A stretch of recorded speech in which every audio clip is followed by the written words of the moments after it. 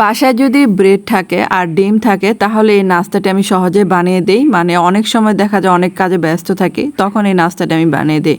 আসসালামু আলাইকুম সবাইকে, কেমন আছেন সবাই? আশা করি ভালো আছেন।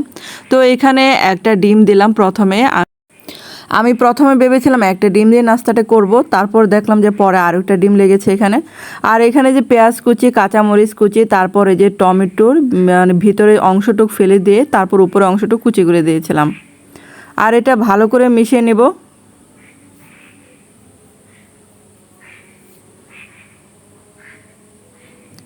এখন এই যে আরেকটা ডিম অ্যাড করলাম।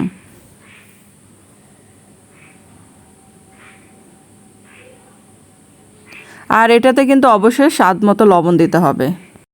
আর কাঁটা চামচ দিয়ে ভালো করে মিশিয়ে নিতে হবে। তারপর এখানে দুইটা বড় সাইজের ব্রেড নিলাম।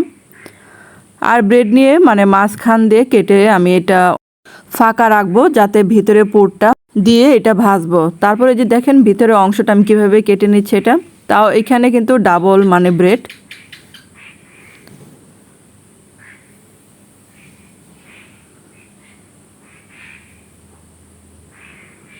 আর আমি কিন্তু ভিতরের অংশটা ফেলবো না, এটা পরে আমি কাজে লাগাবো।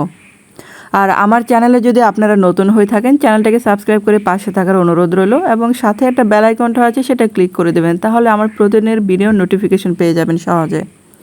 আর এই যে ভিতরের অংশটুক আমি ছিঁড়ে ছিঁড়ে টুকরো করে নিয়েছি, এই ডিমের সাথে মিশিয়ে নেব। আর আপনারা চাইলে এখানে ব্রেড বাদ দিয়েও শুধু ডিম দিয়েও করতে পারেন। আর আমি ব্রেডটা ফেলবো কেন, তাই ব্রেড দিয়েই ডিমটা ভালো করে মিশিয়ে নিচ্ছে। তো দুইটা ডিম কিন্তু আমার লেগে গেছে এখানে। আর এই যে এখানে কিন্তু আমি চুলার মানে জালটা বন্ধ রেখে তারপর ব্রেডটা বিছিয়ে দিয়েছি। আর এখানে ভিতরে পোরটা দিয়ে সুন্দর করে যেরকম করে সেট করে দেব।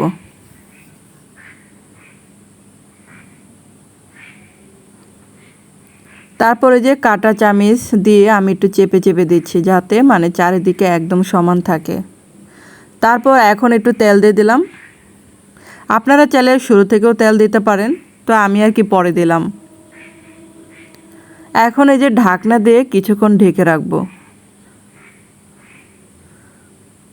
তো এখন এই যে উল্টিয়ে নিচ্ছি। তো উল্টানোর পর এখন এই যে কিছুটা চিজ দিলাম। তো বাসায় অল্প পরিমাণে চিজ ছিল, সেটাই দিয়ে দিলাম বাচ্চাদেরকে নাস্তায়। এই যে ঢাকনা দিয়ে ঢেকে রেখেছিলাম, এখন এই যে উপরে চিজটা গলে গেছে, এখন নামিয়ে ফেলছি। তো হয়ে গেল আমার ব্রেড টোস্ট।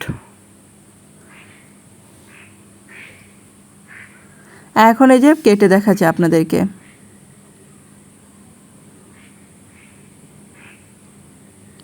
তো দারুণ হয়েছিল খেতে। আর এটা কিন্তু অবশ্যই সস দিয়ে খেতে বেশি ভালো লাগবে।